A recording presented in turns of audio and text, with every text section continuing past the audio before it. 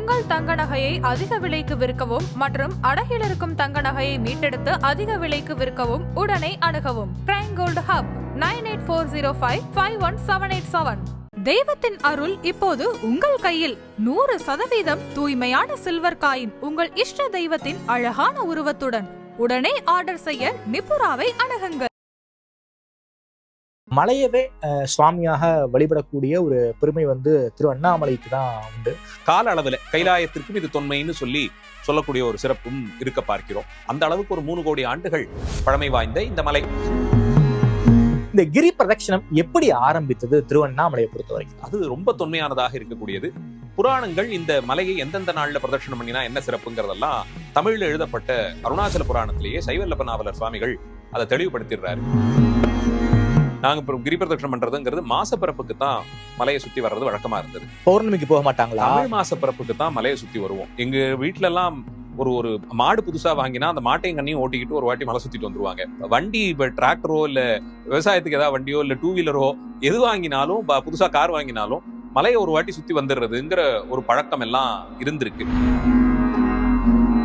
குறிப்பாக இன்னைக்கு அந்த கிரிவலம் போறது அப்படிங்கிறது ஒரு ஃபேஷனா மாறிடுச்சு. நான் வந்து ஒரு சிவபக்தன்கிறத வந்து பெருமையா பார்ப்பதையும் தாண்டி எக்ஸிபிட் பண்றாங்க எல்லாருக்கும். நான் வந்து இப்படி இருக்கேன், மலை சுத்துறது, அதெல்லாம் சரியா? இது வந்து ரொம்ப விபரீதமான அந்த பக்திங்கிறதே அங்க இல்லாம போயிடுது. இது எக்ஸிபிஷனிசம்னு சொல்லி இதை ஒரு விதத்துல மனநோய் மாதிரியே சொல்லலாம். அந்த சாமி முன்னாடி நம்ம கொடை பிடிச்சுக்கிறதும் செருப்பு போட்டுக்கிறதும் பழக்கம் இல்லை. அதனால மலை கண்ணுல தெரியக்கூடிய தூரத்துல எங்க இருந்தாலும் செருப்பணிவதில்லைங்கிறத ஒரு வழக்கமா வச்சிருந்தாங்க. கிரி பிரதட்சணத்துக்கு அதெல்லாம் அடிப்படை. மலையே சுவாமியா இருக்காருன்னு சொல்றீங்க. அங்கு சுவாமியுடைய தலைமுடியில நம்ம கால் பற்றக்கூடாதுன்னு பிரதட்சணத்தையே வந்து தடை பண்ணி வச்சிருக்காங்க. மலை மேல இன்னைக்கு எல்லாம் ஏறுறாங்களே, இதெல்லாம் சரியா? எல்லாத்தையும் எல்லாரும் பண்றதுங்கிற ஒரு நிலைக்கு வந்து தள்ளினதுனால இப்போ நீங்க சொன்ன மாதிரி மலையை வந்து மிதிச்சு ஏறுறது இது மாதிரியான பழக்கங்கள்லாம் வந்தது ஒரு கலியினுடைய வேலைன்னு வேணா எடுத்துக்கலாம். ஆனா நம்மளால அது சரியான்னு கேட்டா நிச்சயமா கிடையாது. மக்களை வந்து மிஸ்கைட் பண்றாங்களோங்கிற கேள்வி எனக்கு நிறையவே இருக்கு. சமீப காலமாக கிரிவலத்துக்கு புதிய புதிய பேரெல்லாம் வச்சு கிரிவலம் போறாங்க. ஒரு பண்டம் மாதிரி கோயிலையும் சுவாமியையும் பார்த்து அங்க போனா இது நடக்கும் அது நடக்கும்னு சொல்லும்போது அதோட ஒரு பிரைஸ் டாக் ஆட் பண்ணி அதை வச்சு விரிவாக்கம்ங்கிறது எங்க நடக்கல, எல்லா இடத்தையும் நடந்துட்டு இருக்கு. இன்ஃபேக்ட் பல ஊர்கள்ல எதையாவது ஒரு காரணத்தை சொல்லி வளர்க்க முடியுமாங்கிற அளவுல கொண்டாந்து விட்டுட்டாங்க. திருவண்ணாமலையை பொறுத்த வரைக்கும் அங்க வாழ்ந்த சில மகான்களே சொல்லக்கூடியது ஞான தபோதனரை வா என்று அழைக்கும் மலை அப்படின்னு சொல்லியிருக்காங்க. அந்த அளவுல எளிமையாகவே அவரை அடையறதுக்கான வழிகள் இருக்கு. அதுல வந்து மனநல பிறழ்வு உள்ளவரை எல்லாம் வந்து சித்தருங்கிற ரீதியில குளோரிஃபை பண்றது, அவங்க என் கடையில வந்து இட்லி சாப்பிட்டாங்கன்னா அந்த அன்னைக்கு வியாபாரம் வந்து கொட்டுனது இப்படிங்கிற வீடியோக்கள்லாம் நம்ம யூடியூப்ஸ்ல நிறைய பார்க்க முடியுது. தங்களுடைய ஒரு அளவுக்கு இருக்கக்கூடிய அறிவு அதை பகுத்தாய்ந்து செய்வது சரியா தவறாங்கிற அளவுல பார்க்கணும். எல்லாத்துக்கும் தாண்டி ஆதாரம் இறைவன் தான். நீங்க எத்தனை பேர் இந்த மாதிரி போய் யார் காலில் எல்லாம் விழுந்தாலும் கொண்டாலும் இறைவனை மீறிக்கொண்டு இங்க இருந்தெல்லாம் எதுவும் வரப்போறது இல்லை.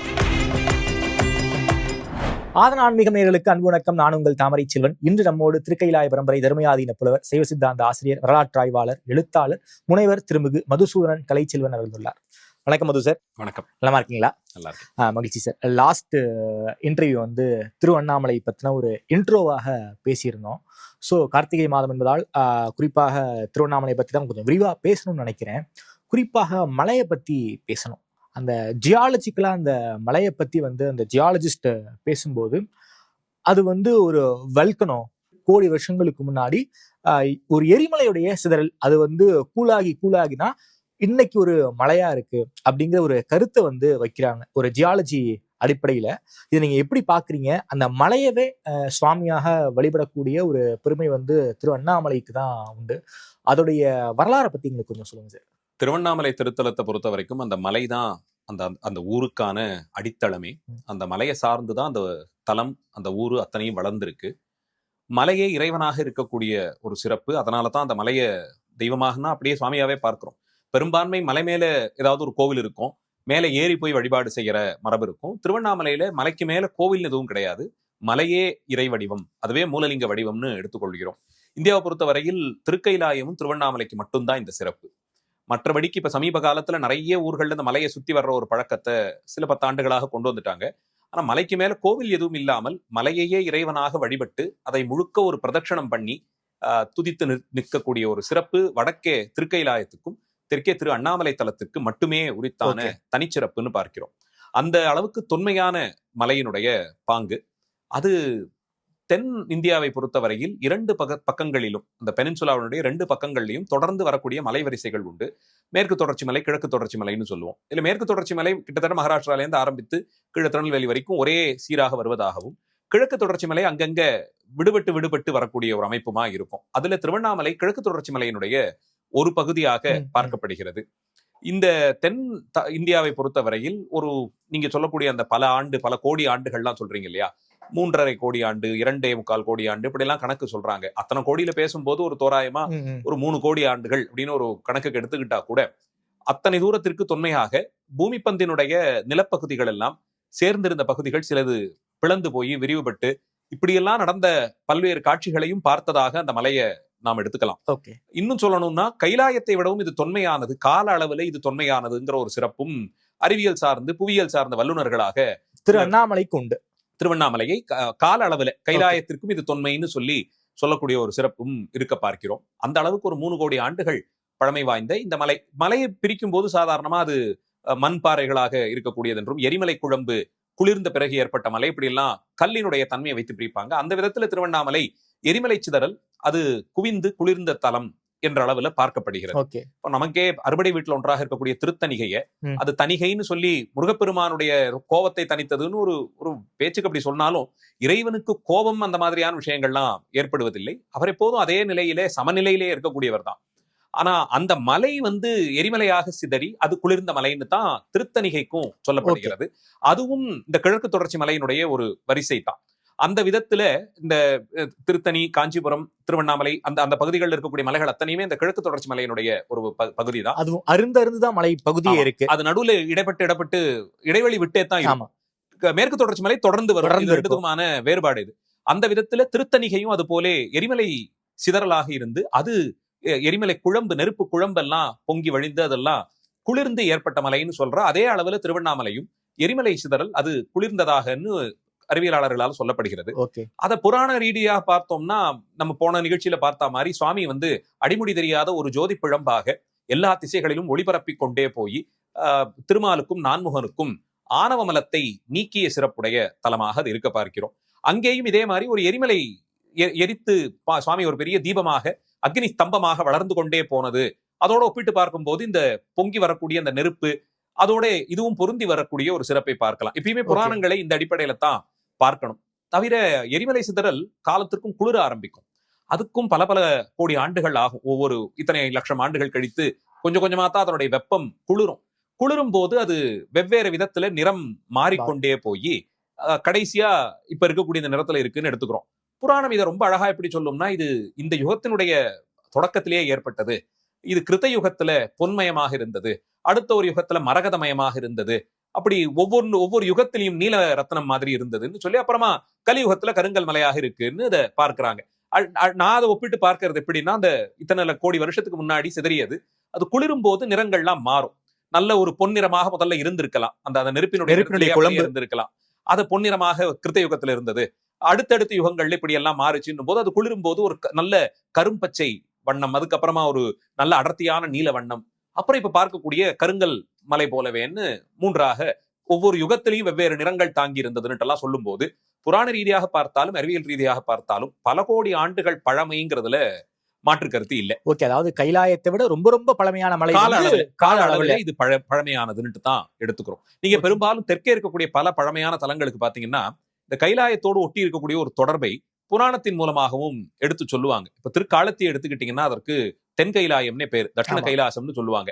கைலாயத்திலே இருக்கக்கூடிய அதே அளவில் கால வரிசைக்கு உட்பட்ட பாறையாக இதையும் சொல்றாங்க. அதே போல மலைக்கோட்டை, திருச்சி மலைக்கோட்டையும் கைலாயத்திற்கும் முந்தையதாகவே எடுத்துக்கிறது. இந்த புராணம் இப்ப என்ன பண்ணுவாங்க, புராணத்துல சொல்லும் போது காலத்தி மலை எப்படி உருவாச்சுன்னா, இமயமலை சாரல்ல ஒரு காலத்துல ஆதிசேஷனுக்கும் வாயுவுக்கும் ஒரு போட்டி பலப்பரீட்சை வைத்துக்கொண்டு, அப்போ ஆதிசேஷன் அந்த மலையினுடைய ஒரு முகட்டை இறுக்கி பிடிச்சுக்கிட்டாரு, வாயு காற்ற வேகமா அடிக்க அதுல இருந்து சிதறிய ஒரு பாகம் பாங்க. புராணத்துல இப்படி கேட்கும்போது ஒரு காற்று தெய்வம் பாம்பு சண்டை போட்டுக்குச்சான்னு கேட்டுட்டு அதை நையாண்டி பண்ணிட்டு போறதுல ஒன்னும் பெரிய அதனால பிரயோஜனம் இல்லை. எப்ப பிரயோஜனப்படும்னா அந்த புராணங்கள் அது இந்த அளவுல பொருத்தி பார்க்கும்போது அதே கால வரிசையில இருக்கிறதுனால ஓகே அந்த திருக்கைலாயத்தை தரிசிக்க முடியாதவங்க, தெற்கே இருக்கக்கூடிய மக்கள், தென்பகுதியில் இருக்கக்கூடிய மக்கள் காலத்திக்காவது போய் தரிசனம் பண்ணாலும் கைலாயத்த அளவுக்கே இதுவும் பழமையானது. ஓகே அந்த கைலாயம் எதையெல்லாம் பார்த்திருக்கோ அதையெல்லாம் இந்த மலையும் பார்த்திருக்கு.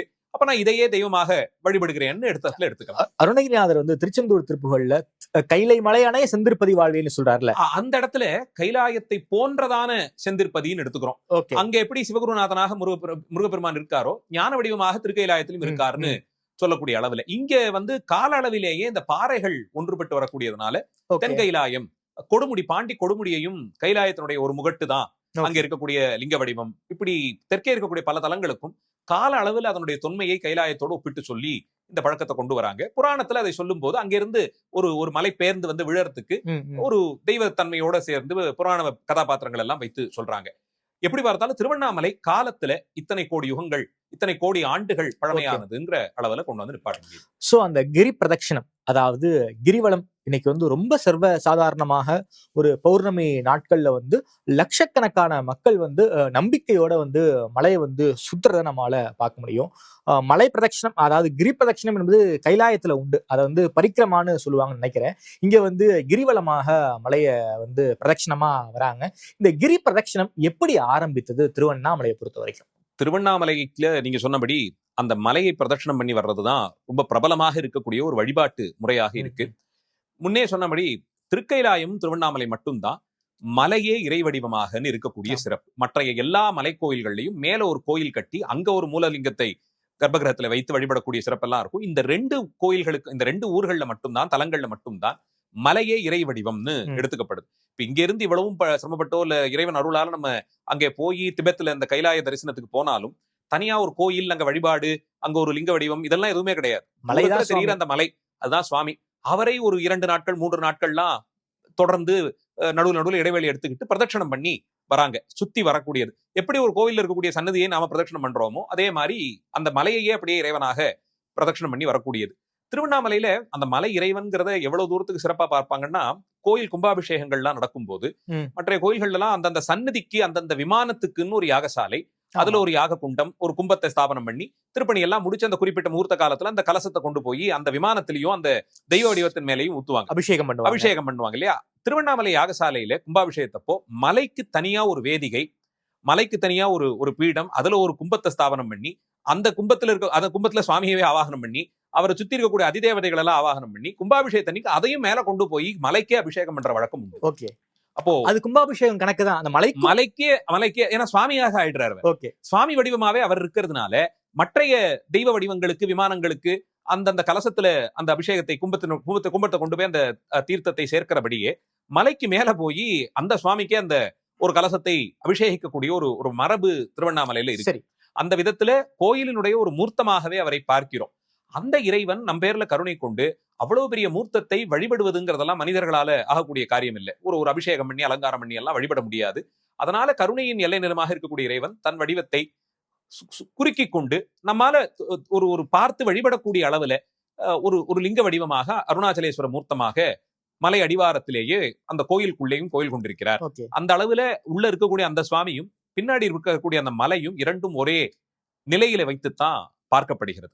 அவர் அப்படித்தான் வழிபட. அதே போய் ஆதி அருணாச்சலேஸ்வரர் ஒருத்தர் இருக்காரு, அவருக்கும் இப்போ இருக்கக்கூடிய அருணாச்சலேஸ்வரருக்கும் என்ன சம்பந்தம் சார்? அந்த அடியண்ணாமலைன்னு சொல்லக்கூடியது சிவபெருமான் அந்த தலத்தின் புராணத்தின்படி பிரம்மாவுக்கும் திருமாலுக்கும் அந்த யார் அவர்களுக்குள்ளே பெரியவர்ங்கிற அந்த ஆணவம் வெளிப்பட்ட போது முதல்ல வந்து திருவடி பதித்து அங்கிருந்து அவர் அக்னி பிழம்பாக வளர்ந்து கொண்டே போனார் சொல்லக்கூடிய பகுதியாக அடியண்ணாமலைன்னு சொல்லி அவருடைய திருவடி வைத்த இடம்னு புராணத்துல சொல்லி அதை ஒரு சிறப்புப்படுத்தி வச்சிருக்காங்க. ஆனா ஆதி காலத்துல இருந்து வழிபாட்டுல இருக்கக்கூடியவர் இன்னைக்கு இருக்கக்கூடிய இந்த பிரதானமான கோயில்ல இருக்கும் அந்த மூர்த்தியை தான் வழிபாட்டுல எடுத்துக்கிறோம்.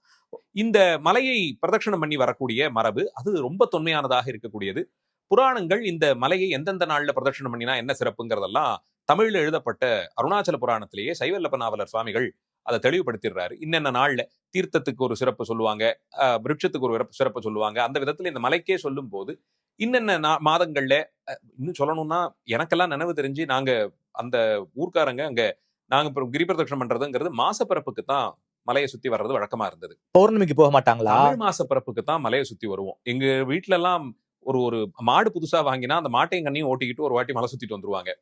வண்டி இப்ப டிராக்டரோ இல்ல விவசாயத்துக்கு ஏதாவது வண்டியோ இல்ல டூ வீலரோ எது வாங்கினாலும் புதுசா கார் வாங்கினாலும் மலையை ஒரு வாட்டி சுத்தி வந்துடுறதுங்கிற ஒரு பழக்கம் எல்லாம் இருந்திருக்கு. ஓகே. அந்த விதத்துல கல்யாணம் ஆகி ஒரு 1-2 வருஷத்துக்குள்ள கணவன் மனைவியுமா சேர்ந்து மலை சுத்தி வர்ற பழக்கம் உண்டு. பிள்ளை பிறந்ததுக்கு அப்புறம் அந்த கரும்பு தொட்டில்ல சுமந்து கொண்டு போற ஒரு பிரார்த்தனை, அந்த மாதிரி வாழ்க்கையில எது நடந்தாலும் மலையை ஒரு வாட்டி சுத்தி வர்றதுங்கிற வழக்கம் ஒண்ணு உண்டு. அந்த விதத்துல அந்த ஊர்க்காரங்களா இருக்கிறவங்க எனக்கு தெரிஞ்சு எங்க வீட்டு பெரியவங்க எல்லாம் மாசப்பிறப்புக்கு தான் மலை சுத்தி வருவாங்க. அது இந்த அது 90களுடைய ஆரம்ப வரைக்கும் திருவண்ணாமலை ரொம்ப சௌஜன்யமா அந்த இறைவன் வந்து ரொம்ப எளிமையானவராகவே அந்த கோயில் ஊர் எல்லாம் இருந்ததாகத்தான் நினைப்பு.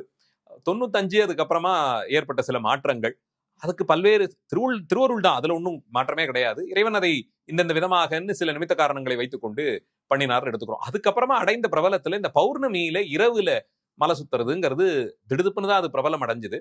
அந்த மாதிரி இரவு வேளைகள்ல பிரதட்சணம் பண்ணி வர்றதுன்றதெல்லாம் கணக்கு வச்சிருக்காங்க. ஆனா இன்ன காலம் இப்படித்தாங்கிறதெல்லாம் தாண்டி எந்த நாள்லயும் மலை சுத்துற சங்கல்பத்துல ஒன்றும் குறையே கிடையாது. இப்படித்தான்றதை தாண்டி விசேஷ நாட்கள்ல பண்றது நிச்சயமா உத்தமம் தான், அது இல்லைன்னு சொல்லல. அன்னைக்குத்தான் பண்ணணும்னு ஒரு கணக்குல எடுத்துக்க வேண்டிய அவசியம் இல்லை. ஏன்னா புராணம் சொல்லும் போது வெள்ளிக்கிழமையில பண்ணினீங்கன்னா இந்த புண்ணியம், சனிக்கிழமையில இந்த புண்ணியம், எல்லா நாளைக்கும் ஏதாவது ஒரு புண்ணியத்தை சொல்லி வச்சிருக்கு. திதி அடிப்படையில நட்சத்திரங்கள்ல இந்த மாதிரி சொல்லும் போது மாதப்பிறப்பை எங்க வீட்டு பெரியவங்க எல்லாம் மாதப்பிறப்பை தான் வழக்கமா வச்சிருந்தாங்க. குறிப்பாக இன்னைக்கு அந்த கிரிவலம் போறது அப்படிங்கிறது ஒரு ஃபேஷனா மாறிடுச்சு. பக்தியையும் தாண்டி அது வந்து ஒரு ஃபேஷனா மாறிடுச்சு. அதை வந்து ரீலாக போடுறது, திருவண்ணாமலைக்கு போறதையே வந்து ஒரு இன்ஸ்டாகிராம்ல போட்டோ போட்டு அதுக்கு பேக்ரவுண்ட்ல ஒரு பாட்டு வச்சு நான் வந்து ஒரு சிவபக்தன்கிறத வந்து அது வந்து ஒரு பெருமையா பார்ப்பதையும் தாண்டி அதை எக்ஸிபிட் பண்றாங்க எல்லாருக்கும். நான் வந்து இப்படி இருக்கேன், மலை சுத்துறது, அதெல்லாம் சரியா? அது இறை வழிபாடு, திருவண்ணாமலை மட்டும் இதுக்கு விதிவிலக்கு இல்ல. இறை வழிபாடுன்னு எடுத்துக்கிட்டாலே அதை வந்து இன்னைக்கு அதை பண்றதுக்கு வந்து காரணம் ஒரு அடிப்படை காரணமாகவே இந்த சோசியல் மீடியால அதை ஷேர் பண்றது ஒரு காரணம் மாதிரியே ஆயிடுச்சு. சமீப காலங்கள்ல நீங்க கோயில் வரைக்கும் போறீங்க, வீட்டுல பண்ற பண்டிகைகளே பழக்கத்திலேயே இல்லாத பண்டிகைகள்லாம் கூட அது அப்ப அது ட்ரெண்ட் ஆகுது, அந்த ஒரு 3 நாள்ல அது ட்ரெண்ட் ஆகுதுங்கிறது தெரிஞ்சுக்கிட்டு உடனடியா அந்த பூஜை பழக்கத்தையே புதுசா எடுத்துக்கிட்டு எதுக்கு பண்றோம், அதனுடைய அவசியங்கள் என்னங்கிறதெல்லாம் கூட தெரியாமல் யாரோ யூடியூப்ல சொல்லி தர்ற அந்த மெத்தட்லயே நான் அந்த பூஜையை பண்றேன்னு கலசம் ஸ்தாபிக்கிறதாகட்டும், அது ஏதோ ஒரு விளையாட்டுக்கு பண்ணி அதை முழுக்க பக்கத்திலேயே ஒருத்தர் இருந்து வீடியோ பண்ணி அதை உடனே அதை மொபைல்லயே அதை எடிட் பண்ணி அதை அப்லோட் பண்ணி அதுக்கு தகுதியா ஒரு பேக்ரவுண்ட் சாங், அதுவும் அந்த பண்டிகைக்கு ட்ரெண்டிங்கா இருக்கிற ஒரு பாட்டு, இது வந்து ரொம்ப விபரீதமான எல்லைக்கு தான் போயிட்டு அந்த பக்திங்கிறதே அங்க இல்லாம போயிடுது. இது எக்ஸிபிஷனிசம்னு சொல்லி இது ஒரு விதத்துல மனநோய் மாதிரியே சொல்லலாம். அது அவ்வளவு ஹார்ஷா போகணுமான்னா அந்த அளவுக்கு தான் கொண்டாந்து விட்டுட்டாங்க. இறை வழிபாட்டுல இது கலந்தது அனாவசியம் தான். திருவண்ணாமலை கிரி பிரதட்சணத்தை பொறுத்த வரையில் அது வந்து ஒரு தபசு மாதிரி பண்ணக்கூடிய விஷயம். எப்படி மலை பிரதட்சணம் பண்ணணும் சார்? கிரி பிரதட்சணத்துக்கு விதிகள், அநேக விதிகள் சொல்லி இருக்கு. அடியனுடைய பாட்டனார் காலம் வரைக்கும் எல்லாம் திருவண்ணாமலை எல்லை கிட்ட போகும்போது செருப்பு போட்டுக்கிறது இல்ல, கொடை வச்சுக்கிறது இல்லைன்னு ஒரு விதியை பயன்படுத்தினாங்க. மலை வந்து கண்ணுக்கு தெரிகிற தூரத்துல இருக்கும் போது காலில் செருப்பு அணிய மாட்டாங்க. வெளியூருக்கு வந்துட்டு திருப்பி போனா கூட அந்த செருப்பை வந்து ஒரு பையில எடுத்து வச்சுப்பாங்க. பஸ்ல போவோம் அந்த காலத்துல, நம்ம செஞ்சி தாண்டின உடனே கொஞ்சம் தூரத்துல மலை தெரிய ஆரம்பிச்சிடும் இங்க மெட்ராஸ்ல இருந்து போகும்போது.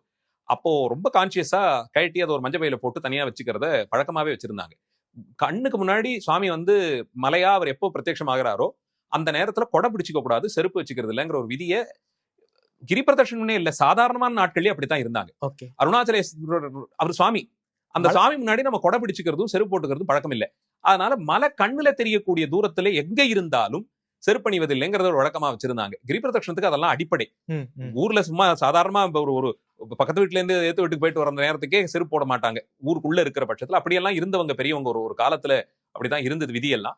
இன்னைக்கு கிரி பிரதட்சணம் பண்றதுக்காக அதையெல்லாம் ஃபாலோ பண்ணணும்னு சொல்லி கெஞ்சற மாதிரி ஆயிடுச்சு. இறைவழி இது ஒரு கோயிலுக்கு போயிட்டு வர மாதிரியான ஒரு விரதமா தான் கிரி பிரதட்சணத்தை பாக்குறோம். அந்த விதத்துல என்னைக்கு போறோம் என்னங்கிறதெல்லாம் பார்த்து வச்சுக்கிட்டு திருவண்ணாமலை பிரதட்சணத்துக்கு சொல்லக்கூடிய விதிகள்னா ஒரு குறைஞ்சபட்சமா கோயிலுக்கு போகும்போது நம்ம கடைபிடிக்க வேண்டிய அகத்தூய்மை புறத்தூய்மை ரெண்டுமே இருக்கணும். ஆரம்பிக்கிறது முடிக்கிறதுக்கெல்லாம் இடங்கள் எல்லாம் வழக்கத்துல வந்திருக்கு, இங்க இருந்துதான் இப்படிங்கிற மாதிரி வச்சிருக்காங்க. பெரும்பான்மை அது ஒரு சில பேதங்கள் சின்ன சின்னதா இருக்கலாம்.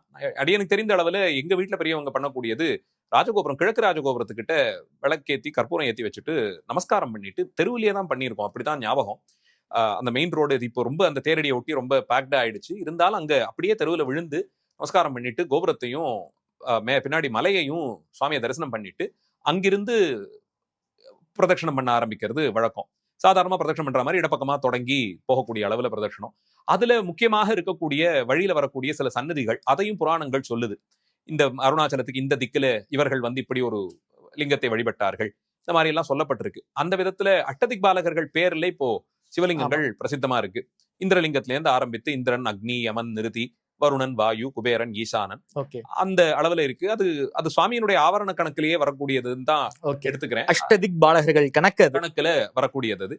அவரவர்கள் பேர்ல ஒரு லிங்கத்தை வைத்து வழிபட்டார்கள்னு சொல்லப்படுகிறது. அந்த திசையில இருக்கக்கூடிய தெய்வம் மாதிரி அதை வச்சு வழிபடுறாங்க. அதனால அந்த லிங்கங்கள் எல்லாம் பெரும்பான்மை வழிபடுவாங்க.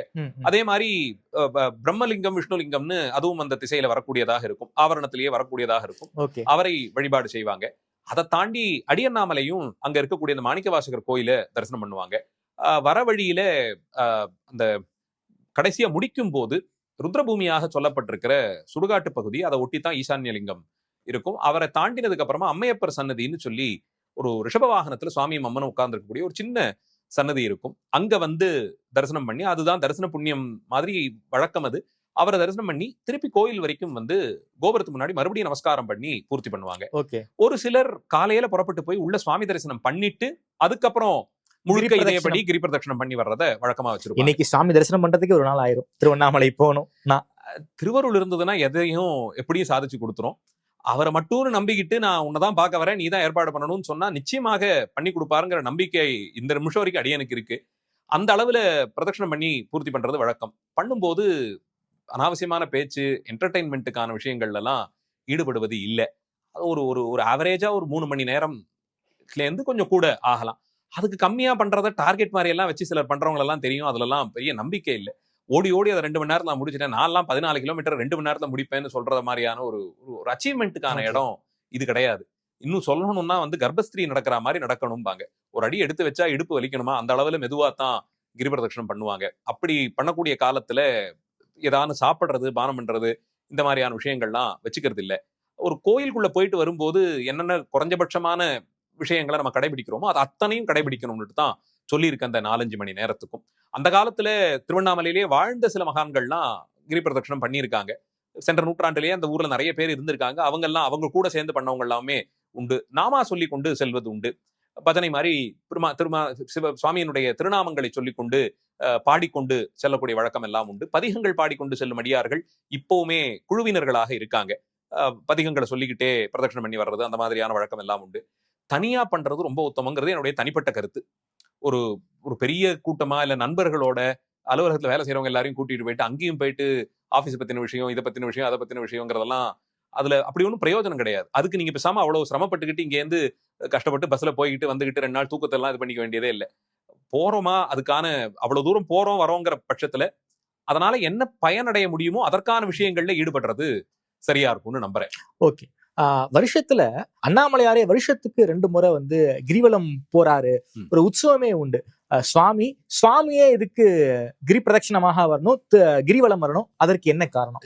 சுவாமி திருவண்ணாமலையில அருணாச்சலேஸ்வரர் வருஷத்துல 2 நாள் தாமே எழுந்தருளி மலைய பிரதட்சணம் பண்ற வழக்கம் உண்டு. அதுல ரொம்ப உத்தமமானது விஷ்ணுபதி புண்ணியா காலம்னு சொல்லக்கூடிய தை மாச பிறப்பை ஒட்டி செய்யக்கூடியது. அத புராணத்துல மகாத்மியத்துல சுவாமி தன் வாக்கா சொல்லிடுறார். உத்தராயண புண்ணிய காலத்துல நானே இந்த மலையை பிரதட்சணம் பண்ணி வருவேன், அடியார்கள் புடை சூழ நாமே பிரதட்சணம் பண்ணி வருவோம்னு சுவாமியே சொல்லிடுற. பொங்கல் அன்னைக்கு பொங்கல் அதை ஒட்டி வரும் விஷ்ணுபதி புண்ணியா காலம்ங்கிறது. பெரும்பாலும் திருவுடல் உற்சவத்தை அன்னைக்கு தான் நடக்கும். திருவுடல் உற்சவம் முடிச்சுக்கிட்டு ராத்திரி சுவாமி புறப்படுவார். பெரியநாயகர் மட்டும் புறப்படுவார். திருவண்ணாமலையில பிரதான உற்சவ மூர்த்திக்கு பெரியநாயகர்னு பேரு. சோமாஸ்கந்த மூர்த்தமா இருப்பார். அவர் மட்டும் புறப்படுவார். அவரோட அடியார்கள் பெரிய கூட்டமா புறப்பட்டு முழுக்க போய் கோவில் வரைக்கும் கிரி பிரதட்சணம் பண்ணி தனியம்பாள் வரமாட்டாங்க. திருவுடல் திருநாள்ல வரமாட்டாங்க. அன்னைக்கு அவங்க மட்டும் வருவாங்க. அதனால அந்த உத்தராயண புண்ணிய காலத்துல நாமே வருவோம்னு சொல்லி சுவாமி வாக்கு அது. அதை அவர் செய்கிறார். கார்த்திகை தீபத்தை ஒட்டி தீப திருநாள் 10 நாள் பிரம்மோற்சவம் முடிஞ்சு ஒரு 3 நாட்கள் தெப்ப திருநாள் நடக்குங்க. அது முடிச்சதுக்கு அப்புறமா பண்ணக்கூடிய ஒரு விளையாட்டி மாதிரி செய்யக்கூடியது. அதுல 2ஆம் திருநாள் சுவாமி, அம்பாள், ஸ்தலத்துக்கு இந்த தேவதையாக இருக்கக்கூடிய துர்க்கை அம்மன் 3 பேருமே மலையை சுத்தி வரக்கூடிய ஒரு வழக்கம் உண்டு.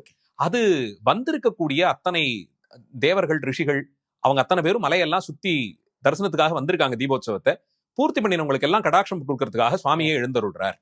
எழுந்தருளி அனுகிரகம் பண்றார். சுவாமி மம்மனமா எழுந்தருள்றாங்க. கிராம தேவதை கணக்குல இருக்கக்கூடிய துர்க்கை அம்மன் உடன் சென்று அவங்களுக்கெல்லாம் வழி அனுப்புற கணக்குலன்னு பார்க்கிறது. அந்த விதத்துல சுவாமி பெரியநாயகர் அபீத குச்சாம்பாளாக இருக்கக்கூடிய அம்பாள், துர்க்கை அம்மன் 3 பேருமே புறப்பட்டு கிரி பிரதட்சணம் பண்ணக்கூடியது. அது தீப உற்சவம் முடிச்சு ஒரு நாளுக்கு அடுத்த நாள் நடக்கக்கூடியதான அந்த இப்படி 2 காலங்கள்ல சுவாமி தாமே எழுந்தருள்றார்.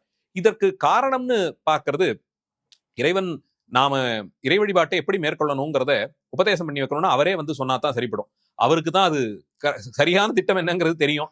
அதனால அவரே பண்ணி வைத்தார்னு ஒரு ஒரு பெருமைக்கு இல்ல சாதாரணமாக சொல்லலாம். சோமாஸ்கந்தர் வந்து ரிஷபவாகனத்துல வந்தாலே சுவாமி தீட்சை கொடுக்கறதா தான் கணக்குல அது. ஆமா, அனுகிரகார்த்தமா வராருன்னு ஆமா. அர்த்தம். அனுகிரகம் பண்றதுக்கு வராருன்னு தான் அர்த்தம். இந்த இடத்துல அவர் தானே அனுஷ்டித்து காமிக்கிறது.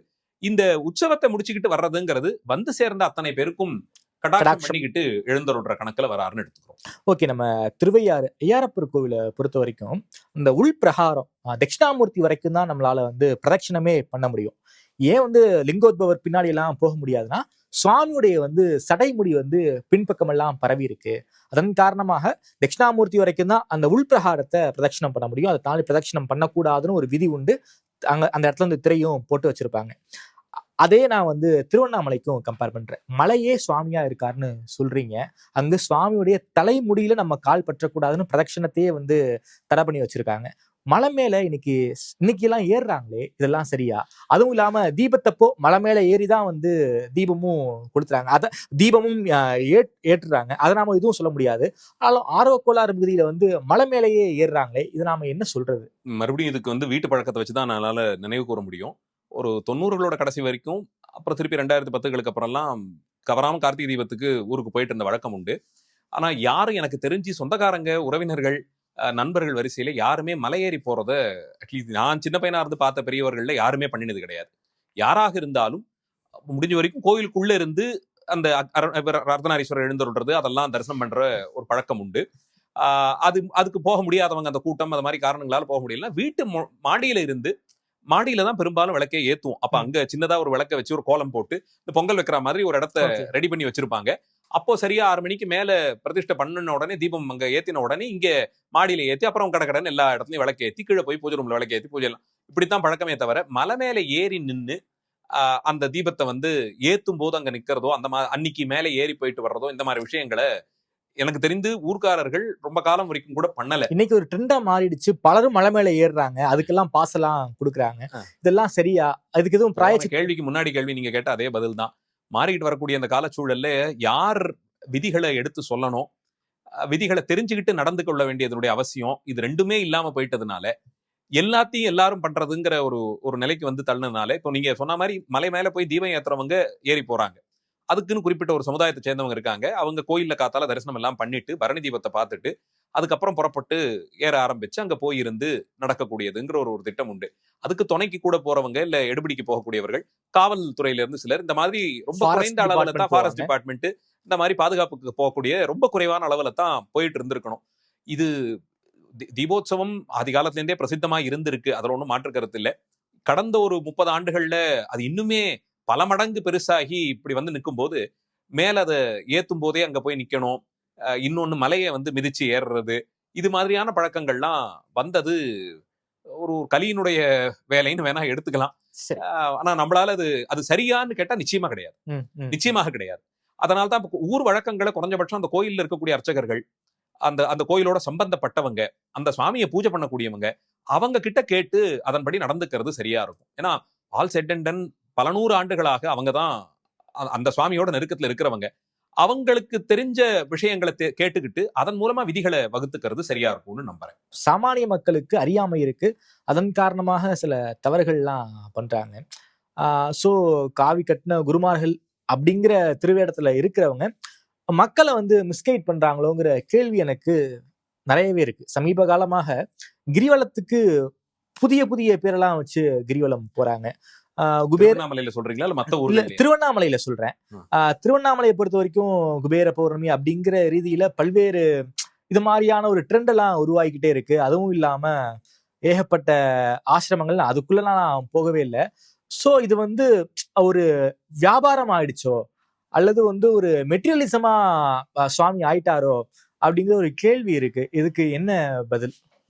எந்த கோயில் இதுக்கு விதிவிலக்கு?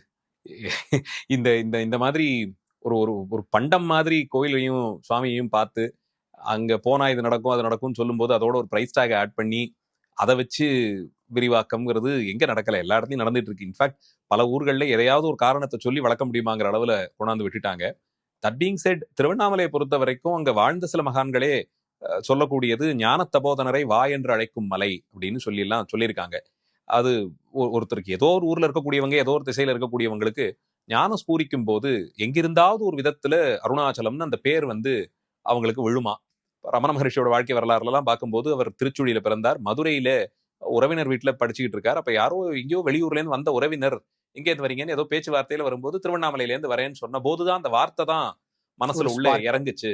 அது எங்க இருக்குங்கிறத தேடல்ல ஆரம்பித்து அந்த மலையை கண்டடைந்து பல ஆயிரம் பேருக்கு வழிகாட்டி போல இருந்த ஒரு மகான்னு அவரை எடுத்துக்கிறோம். சேஷாத்ரி சுவாமிகள் விஷயத்திலையும் அந்த மாதிரி அருணாச்சலத்திலேருந்து வரேன்னு யாரோ சொன்ன போது குழந்தையா இருந்த அவருக்கு அந்த வார்த்தை மனசுல பட்டு அந்த வார்த்தையை திரும்ப திரும்ப திரும்ப சொல்லிக்கிட்டே இருந்தார். அருணாச்சலம் அருணாச்சலம் அருணாச்சலம்னு சொல்றதே வழக்கமா வச்சுக்கிட்டு இருந்தார்.